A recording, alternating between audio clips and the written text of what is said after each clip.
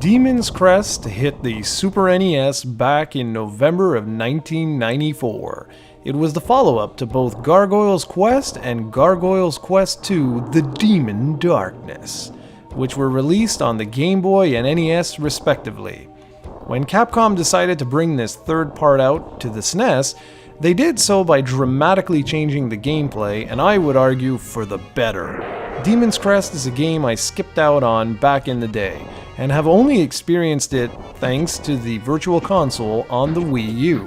What I can say is that I'm kicking myself for not picking this up because, well, I just didn't know about it back in the day, and today the cartridge alone goes for upwards of $100, and a complete in-box copy goes for significantly more. And care to know why it's so expensive these days?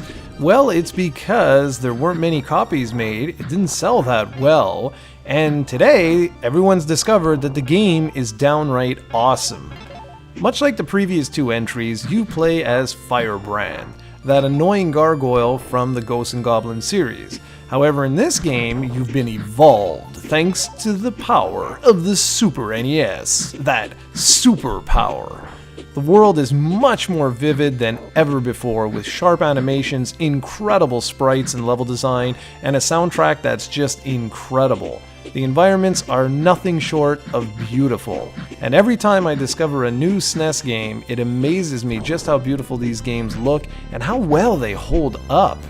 It's the little touches Capcom puts in the game that make it truly stand out, like statues falling apart in the distance, how far you can see in the environments, like in the backgrounds, blinking stars, or just other anomalies. It's just amazing, it's gorgeous.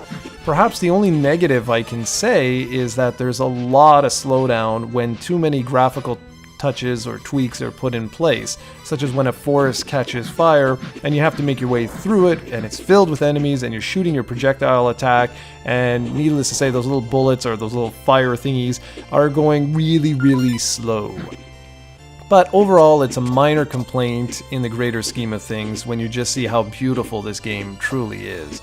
And like I said, the soundtrack is equally impressive, especially if you like the Ghouls and Ghosts or Ghosts and Goblins soundtracks. It's right up there with them. It's amazing. Capcom also completely reworked the gameplay. Gone are almost all RPG elements, replaced with more core action game elements. Instead of visiting villages to talk to NPCs for clues to where to go next, there's a more robust map system here that pretty much tells you where you have to go.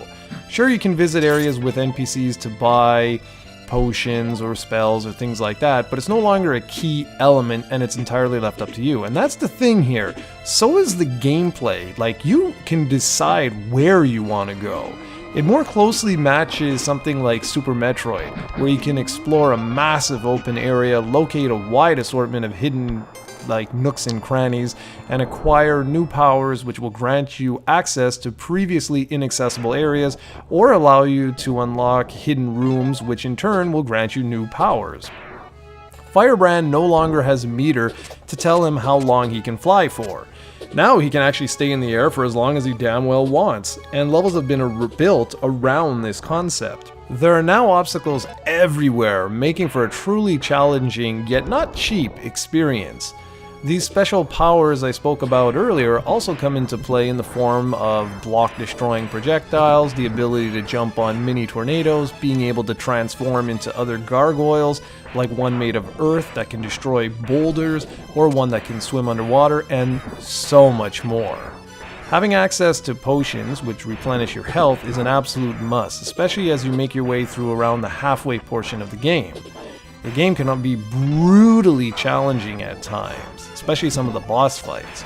There are also magical talismans which you can equip that give you a wide variety of bonuses, such as getting healing items to drop from killing enemies. And then finally you have access to spells, but trust me, you're only going to want to buy one, the death spell, as it's the most powerful and will make some short work out of some of the more annoying bosses. I also really love the beautiful map system. Mode 7 for the win, baby! Seriously, you feel like you can go anywhere, and it's pretty much true. You can follow what the game tells you to do, or veer off and do as you please, and I always loved that about Super Metroid, because it sort of encouraged you to explore. and the same is absolutely true here. Top all of this off with beautiful and challenging boss battles, incredibly fun gameplay, and a stunning audio package, and you have yourself a phenomenal game that I really do wish I had experienced years ago. Do not let this one pass you by. It's on the Virtual Console on the Wii U, and it's naturally still available on cart format if you can afford the asking price. You really do need to play this game if you're a fan of Super Metroid or the Ghouls and Ghosts series or the Gargoyle Quest series. It's absolutely incredible and has jumped quite high on my top games of all time list. It's truly fantastic.